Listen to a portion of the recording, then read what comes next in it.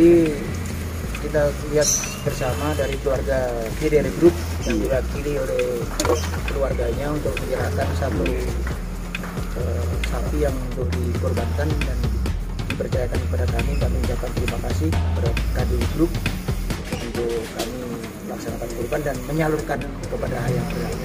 Harapannya seperti apa? Harapannya ini kegiatan yang sangat positif dan kita akan tidak lanjuti kegiatan ini seterusnya setiap tahun. Dari KDR Group rencana akan melaksanakan kegiatan ini dan lebih mengaktifkan lagi untuk kepada warga sekitar untuk bisa lebih berkorban.